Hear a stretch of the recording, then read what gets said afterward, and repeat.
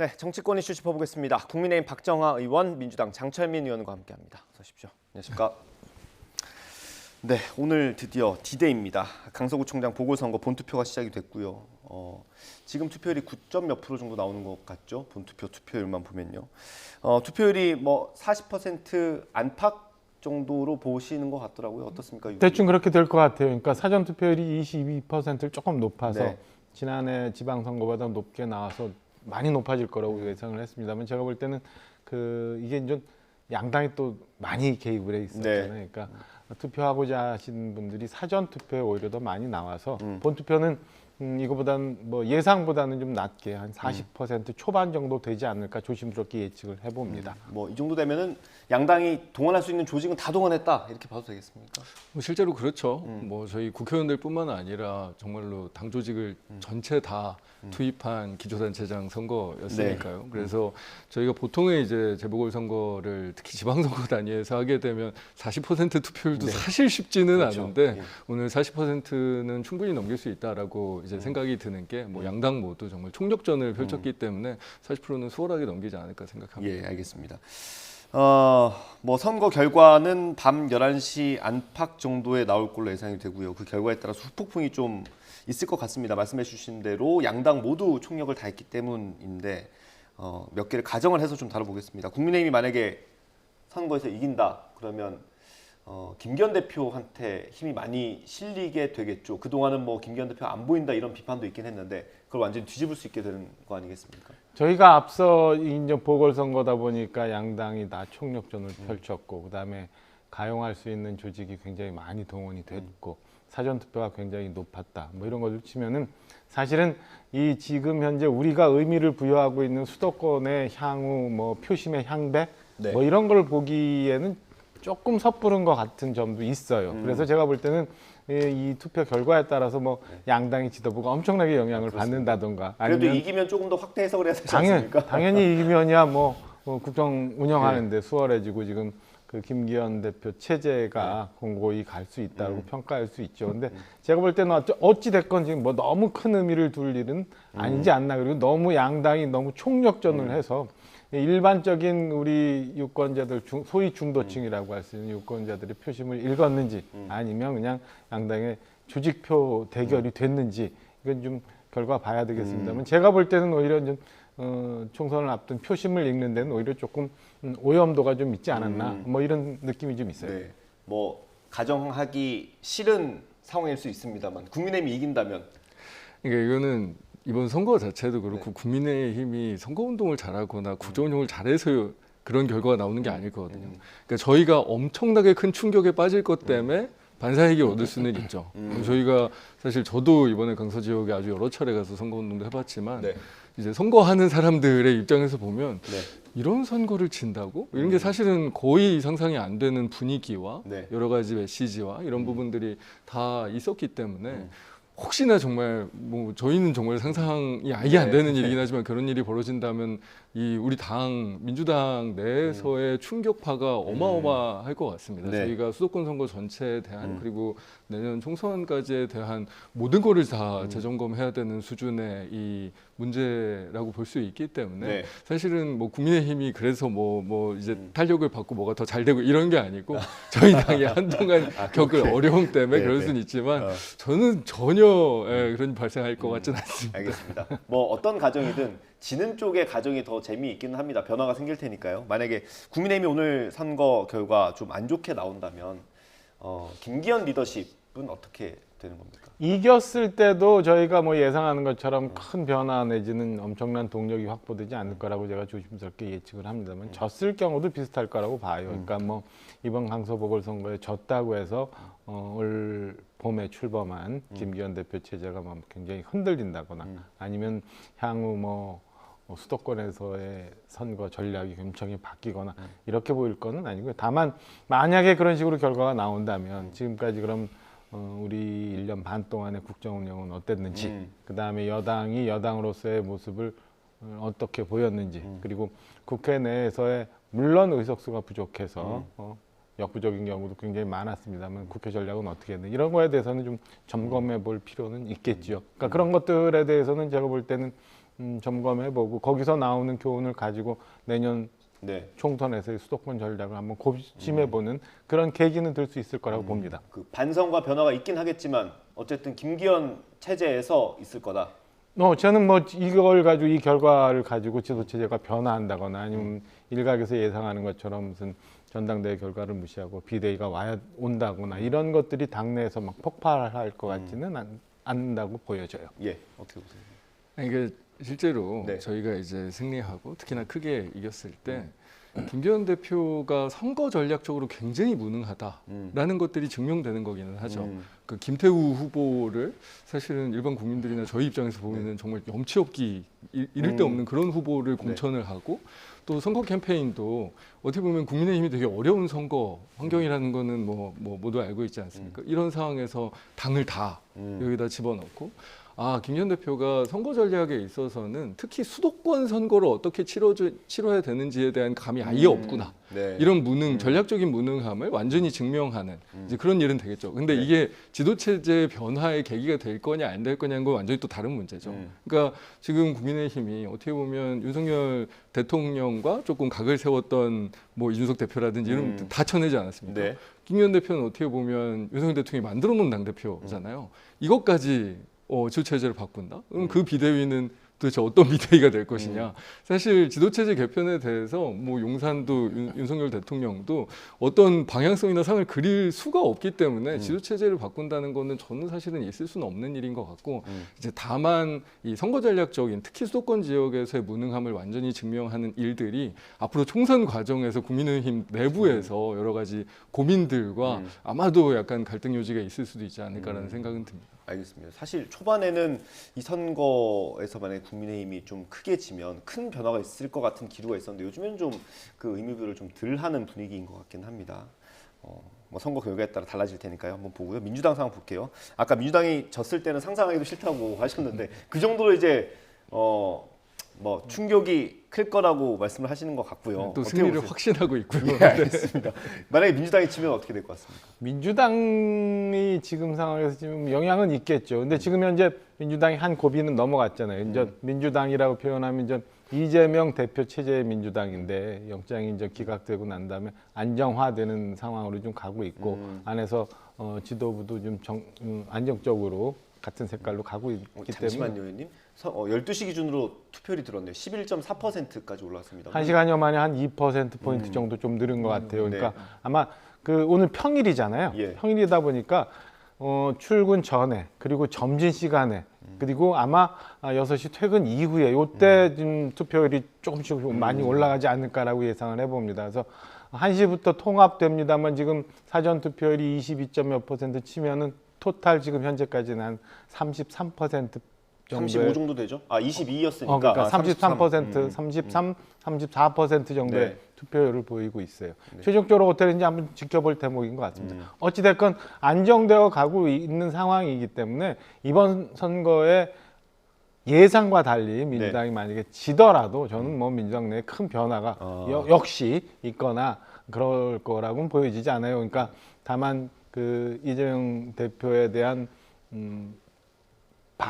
안티 분위기를 보였던 일부 비명계가 다른 목소리를 좀 낼 개연성은 있습니다만 그 사이에 보여줬던 민주당이 일사불란한 모습 때문에 소위 말하는 그 지도부에는 많은 진압들이 네. 있었기 때문에 저는 만약에 극단의 경우 민주당이 이게 좋지 않은 결과가 나오더라도 민주당 내에도 큰 내홍이나 변화가 있지는 않을 것 같다라고 예상을 해봅니다. 국민의힘과 밸런스를 맞추기 위해서 이렇게 말씀하신 것 같기도 하고요. 만약에 민주당이 이기면 뭐 어쨌든 이재명 대표는 구속영장도 기각이 됐고 어떤 친명 체제를 공고화하는 발판을 마련하는 거 아니겠습니까? 어떻게 보세요 앞으로? 이미 지도체제는 공고화가 됐죠. 그러니까 뭐 이거는 뭐 선거에 그 승패와 상관없이 지도체제는 훨씬 이제 안정된 상태이고 실제로 이 국민의힘과 이 검찰이 굉장히 목을 맸던 이런 뭐 계속 끊임없이 몇 년 동안 이 사법 리스크를 활용하는 뭐 네. 그런 식의 전략이 망가졌기 때문에 이 그런 종류의 이제 지도체제 리스크는 완전히 없어졌죠. 그러니까 다만 이제 저희가 조직 동원 선거가 이렇게 치열하게 됐는데 결과가 생각보다 예상과 다르네. 신승. 이런 경우에는 저희가 이제 내년도 총선 전략에 있어서는 아마 조금 달라질 수는 있다고 봅니다. 지도 체제와 상관없이 예. 우리가 정말로 투표율이 낮고 조직 동원만 잘 됐을 때 그럴 때 선거에서 승리할 수 있느냐 이런 부분들에 대한 분석과 반성이 당내에서 굉장히 많아질 수는 있죠. 이제 그게 향후에 이 당을 운영하거나 여러 가지 이제 정치적인 전략적인 선택을 하는데 영향을 미치겠지만 저희가 지금 뭐 지도 체제가 변화한다거나 이런 일은 당연히 없을 거고 네. 굉장히 이제 그 뭔가 통합된 이 굉장히 강한 이 지도 제재를 통해서 이 총선까지 가는 그런 과정으로 저희는 이미 접어들었다라고 볼 수 있죠. 만약에 이번 선거에서 이긴다면 이재명 대표는 당당하게 당무에 복귀할 수 있는 거지 않습니까? 그 지금 송갑석 최고위원이 이제 사퇴를 하면서 한 자리가 비어 있는데 그 자리를 누구를 앉힐 거냐라는 것도 사실 당에 주는 메시지가 있을 것 같거든요. 요 며칠 들어서 민주당 지도부의 메시지가 이렇게 약간 변했죠. 돌아가는 듯한 느낌이 있어요. 처음에는 그 정청래 최고위원들 중심으로 해서 굉장히 강경한 목소리가 나왔죠. 뭐 외상값, 고름 뭐 이런 네. 얘기 나오다가 갑자기 어제 우리 정청래 최고위원이 내가 언제 그런 얘기 했느냐라고 이제 변화됐고 이재명 대표는 특별히 언급은 안 했습니다만은 선거 국면에서 이제 통합, 그다음에 뭐 단결, 뭐 이런 얘기를 많이 해요. 그래서 외형적으로 제가 볼 때는 이미 아까 우리 장 의원님 말씀 주셨지만 위장은 이미 진압이 됐기 때문에 외형적으로는 굉장히 통합과 화합, 단결 이런 메시지를 많이 보낼 거라고 보여집니다. 그래서 송갑석 전 최고위원의 빈자리가 사실은 지명직 최고위원장이잖아요. 그래서 애초에 이제 호남 배려 차원에서 송갑석 의원을 최고위원으로 지명했는데 이번에는 그 엄청나게 수박 당도가 5까지 가는 높은 분들 말고 그렇지 않은 약간의 그 당도가 그렇게까지 높지 않은 비명계 의원 중에서 누구 한 분을 아마 지명하지 않을까 개인적으로는 그렇게 좀 그렇습니까? 예상을 합니다.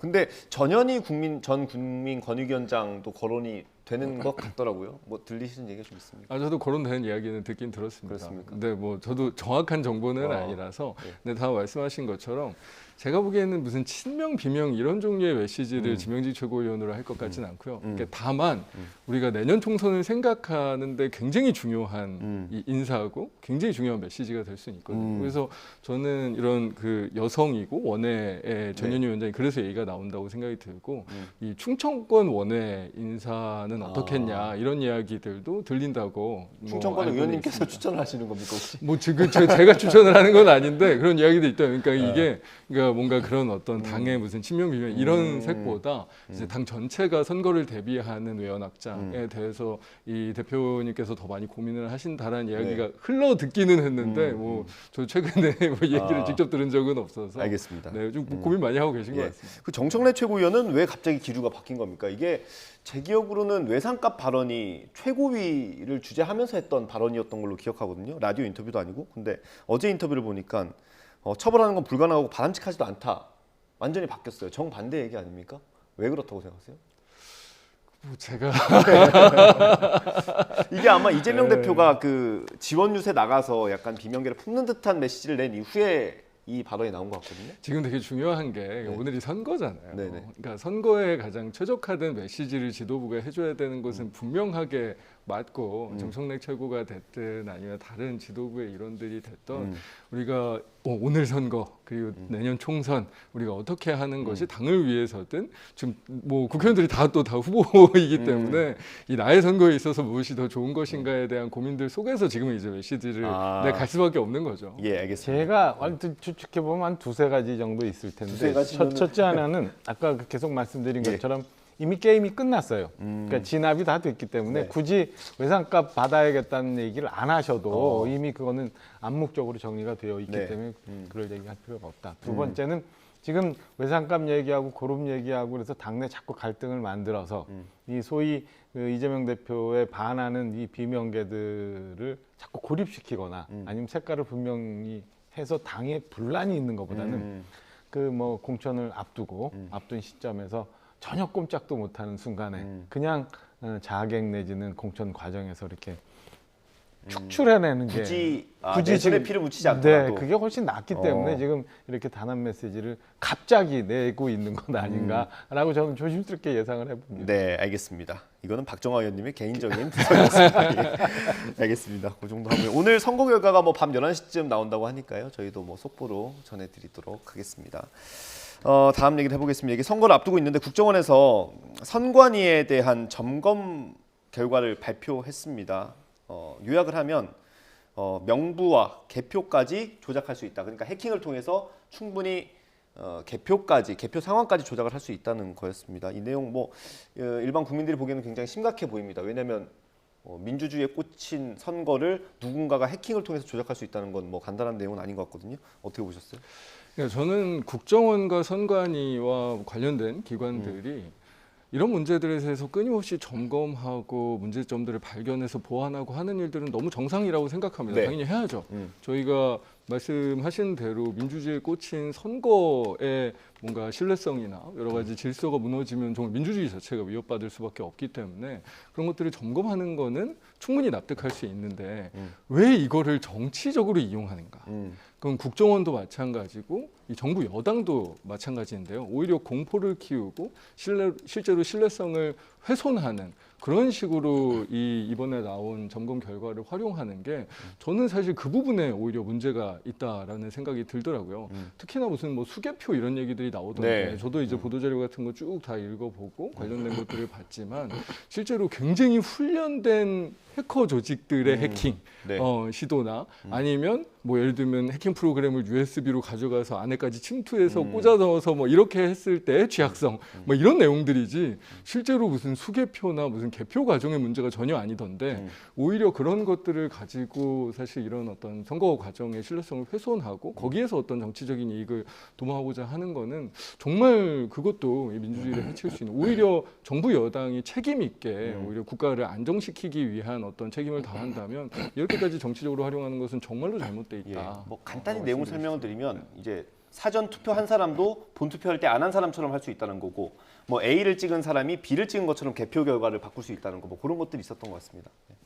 장 의원님하고는 저는 유권에 대해서는 의견이 좀 달리하는데 굉장히 심각한 일이라고 생각을 하고 그다음에 지금 발표된 것도 너무 늦었다라는 생각 그다음에 선관위가 이 발표 내용을 가지고 내부 조력자가 있어야 가능한 일이다. 그냥 예. 가상적인 일이다라고 반응하는 것도 굉장히 부적절하다고 저는 생각해요. 그러니까 그 재난재해와 마찬가지로 이 선거와 관련된 거는 조금의 실수라도 있으면 이게 엄청난 폭풍을 갖고 오는 일이거든요. 네. 근데 여태껏 보면은 선관위가 자기 자녀들 취직시키는 데 신경 썼지 사실은 그 대선 때 소쿠리 투표 이런 거 갖고도 별 얘기가 없었잖아요. 반성하는 모습도 안 보이고 그다음에 국정원에서 지금 보안 점검하자고는 벌써 오래전부터 했는데 여태 안 하고 있다가 이제 인터넷진흥원하고 같이 조사를 한 건데 충격적인 결과가 나온 거예요. 네. 우리가 상상할 수 있는 모든 경우의 수가 다 부정이 가능하다라고 나온 거 아니에요? 그러니까 가령 제가 이제 강원도 원주에 있습니다만은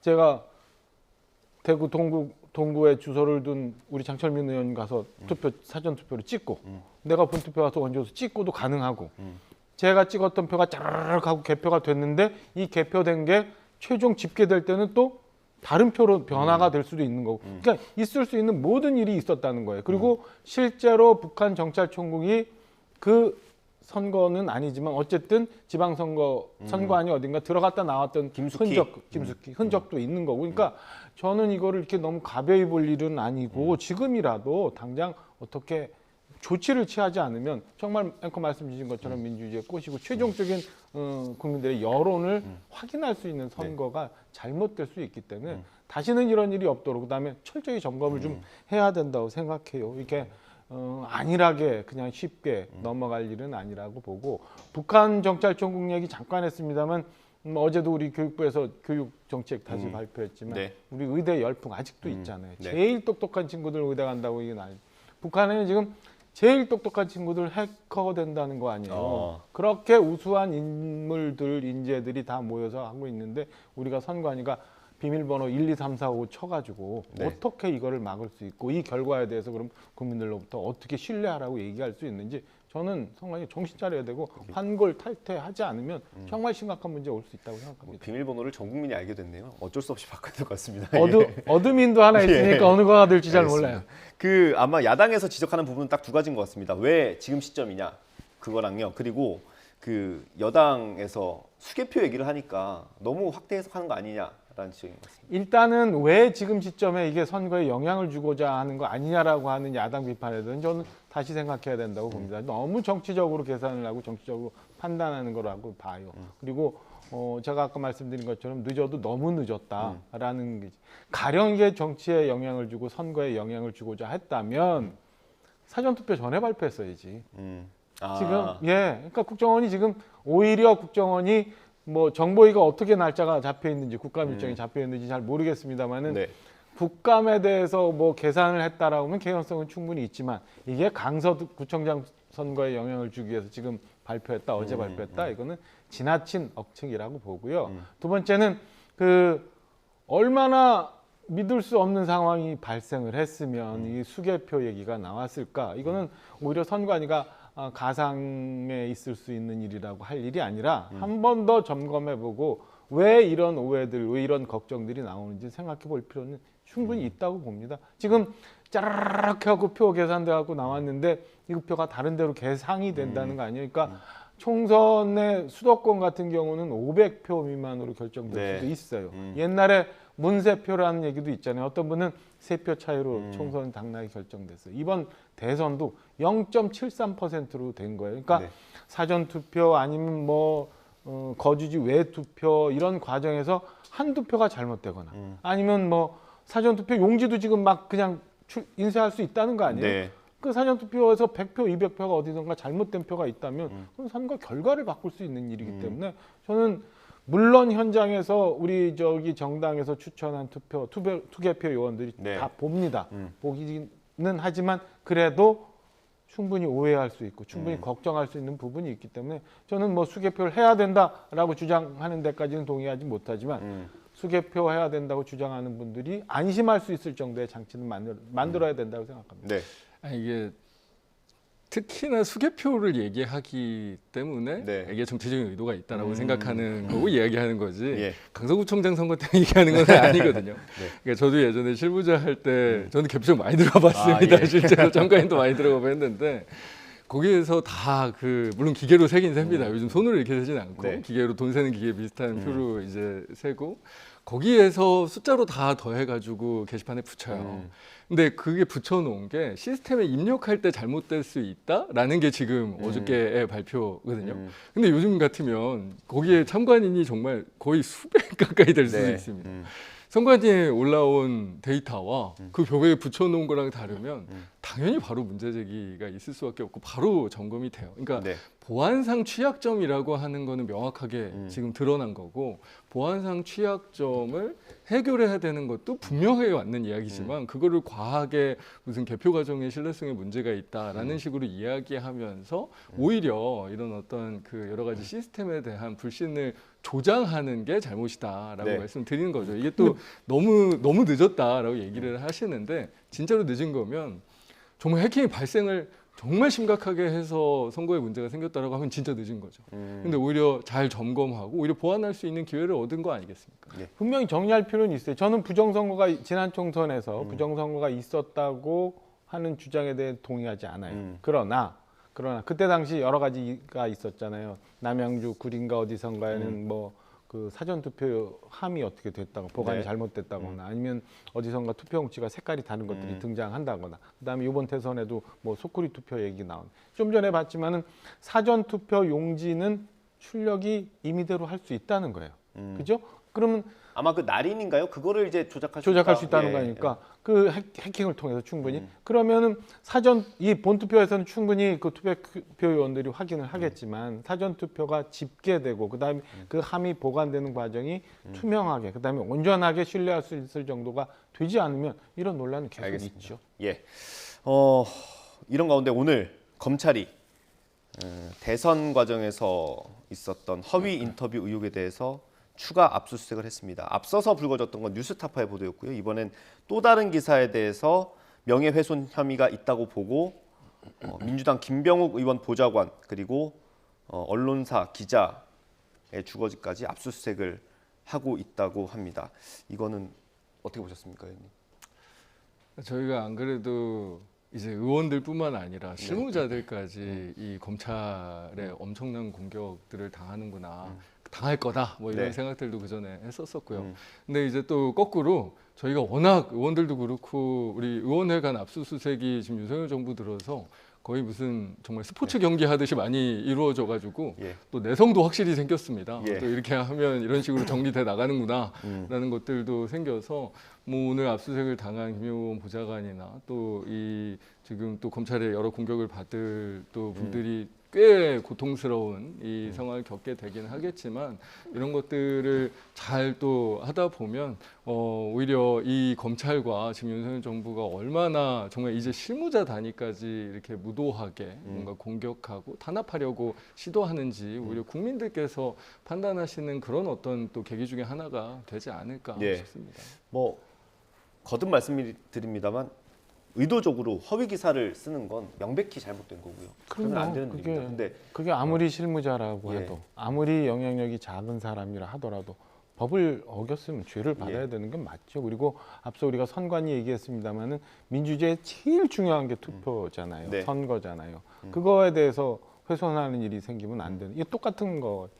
여론을 그다음에 여론을 조작할 수 있다. 허위, 가짜 뉴스를 통해서 여론을 조작할 수 있다. 그리고 이걸 통해서 선거에 영향을 미칠 수 있다라고 하는 시도들은 얼마나 나쁜 거예요. 저는 이건 발본색원 해야 되는 이고 이참에 그게 어느 범위가 됐든 간에 다 찾아내야 된다고 생각합니다. 네. 다시는 이런 일이 없도록 해야 되는 일이라고 생각하고 너무 많은 일들이 그동안 있었어요. 지금 선관위 맞습니다만 드루킹 얘기도 있었죠. 예. 그다음에 지금 우리가 얘기하고 있는 가짜뉴스 얘기가 네. 있죠. 도대체 어디까지 이런 일들이 있었는지에 대해서는 그리고 앞으로는 절대 이런 일이 없도록 저는 모든 과정을, 모든 상황을 국민들이 아셔야 된다고 그리고 그 모든 것이 밝혀질 때까지는 그게 누구건 간에 저는 뭐 철저한 수사가 필요하다고 생각합니다. 시간이 얼마 없는데 요건 하나 좀 여쭤봐야 될 것 같습니다. 민주당의 반응이 하나 예상되는 게 있어서 예전에 이제 이재명 대표가 국감에서 받았던 의혹이 조폭 연루설 같은 경우는 왜 수사하지 않느냐 이 반론이 분명히 나올 것 같고요.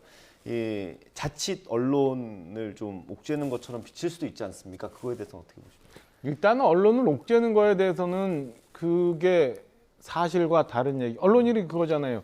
그 공정한 보도해야 되고 네. 가치 중립적인 객관적인 그리고 마지막 있잖아요. 기자들의 사명이 여론을 건전하게 조성하는 것. 네. 그렇지 않으면 저는 언론이 아니죠. 그건 언론의 본연의 기능과 역할과 다르기 때문에 그거는 언론이라고 볼 수 없기 때문에 그건 정리가 돼야 된다. 네. 두 번째는 어제 어떤 기사 잠깐 보니까 그 20억 수수설을 불었던 조폭이 그 2년인가요? 구형 받았다고 하더라고요. 네네. 일단 제가 나머지 분들 수사 내용이 어떻게 되는지는 잘 모르겠습니다만 검찰이 전혀 놔두고 있는 게 아니라 수사가 진행이 되고 재판도 지금 올라가 있는 것 아닌가 싶은 생각이 드는데요. 네. 알겠습니다.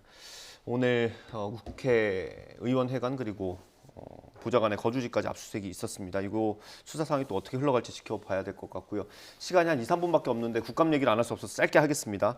법사위 국감이 업무 보고를 쭉 하고요. 법무부 업무 보고를 쭉 하고 뭐 더 여러 기관들의 업무 보고를 하고 한 11시쯤 시작이 됐어요. 사실 저도 내용을 많이 보지는 못했는데 야당에서 이제 인사정보관리단 자료를 좀 달라. 왜냐면 이제 그 인사검증 업무를 민정수석실에 있던 걸 법무부가 가져오지 않았습니까? 근데 자료를 안 낸 모양이에요. 이건 어떻게 봐야 됩니까? 지금 그 윤석열 정부 초기에 있었던 여러 가지 개편 중에 특히 이 법무부에서 인사정보관리단을 네. 가져간 게 굉장히 큰 변화라고 네. 사실 윤석열 정부에서도 얘기했고 저희도 국회에서도 많이 논란이 되지 않았습니까? 근데 윤석열 정부에서 가장 크게 실패하고 있는 게 바로 인사검증 분야잖아요. 최근에 뭐 우리 아주 정말 헌정사 최초의 그리고 전무후무한 김행 후보자의 네. 무슨 이런 건들이나 이 대법원장 후보자 건이나 뭐 다른 거의 모든 장관 후보자와 인사청문 대상자들의 인사검증을 완전히 이 정말 총체적으로 실패하고 있는 모습들에서 법무부가 정말 이거를 하기는 하는 것인가? 정말 하고 있다면 어떤 시스템으로 어떤 책임을 하고 있는가에 대해서는 법사위에서는 너무 당연히 네. 검증을 할 수밖에 없는 거고요. 근데 이런 거에 대해서 사실은 어떤 자료도 제출하고 있지 않으면 사실은 국정감사를 하기가 정말 어렵죠. 그래서 당연히 논란이 되는 게 자료 제출을 요구하고 그 부분에 대해서 치열하게 뭐 요구하고 하는 것들은 너무 당연한 일입니다. 네, 이게 사실 그 인사검증 업무를 민정수석실에서 법무부로 가져오면서 한동훈 장관이 했던 얘기가 인사검증 업무를 음에서 양으로 꺼내오는 거다라고 하지 않았습니까? 근데 지금은 아직 음에서 양으로 나온 것 같지가 않아요. 저는 그러니까 어제 저희가 우리 장철민 의원하고 국토위가 같아서 소속사입니다. 예. 근데 어제도 10시 시작했는데 정작 질의는 11시 20분 넘어서 시작했어요. 저희 뉴스로서는 참 난감합니다. 1시간 20분 동안 뭐였냐면 그 자료 요구하면서 네. 이런 일이 있었어요. 근데 이제 이 건에 대해서 말씀드리면 국회가 국정감사를 위해서 자료를 요구하는 건에서는 저는 제출을 해야 된다고 생각합니다. 그래야 그게 옳은 그 의회 정치를 위해서 그다음에 행정부의 견제를 위해서 필요하다고 보죠. 근데 어제 저희가 뭐 저희 국토위 국감도 마찬가지인데 인사검증단이라고 하면 민감한 정보도 굉장히 많이 있을 수 있어요. 개인 정보도 많이 있을 수 네. 있고 그러니까 그 자료의 성격을 분명히 할 필요는 있다고 봅니다. 그러니까 행정부에서 자료는 분명히 요구하는 자료를 줘야죠. 그러나 국회에서도 혹여 이 민감하고 줄 수 없는 정보와 자료가 섞여 있는 건 아닌지, 그래서 불가피 못 주는 자료마저도 국회에서 너무 억지로 달라고 하는 건 아닌지 이런 것도 한번 국회는 그렇게 한번 점검해보고 행정부에서는 줄 수 있는 모든 자료는 최대한 제공해 주는 게 맞다라고 저는 생각을 해요. 알겠습니다. 의원님께 마지막으로 하나 네. 더 여쭤보겠습니다. 최근에 뭐 말씀하신 대로 인사 검증에서 조금 구멍이 있는 거 아니냐라는 비판이 있는 게 사실이지 않습니까? 인사정보관리단을 조금 개편을 하거나 좀 보완할 필요는 없다고 보시는지. 제가 옛날에 청와대에 있으면서 인사 검증하는 걸 좀 봤는데요. 네. 인사 검증에서의 문제는 최종적인 판단의 문제예요.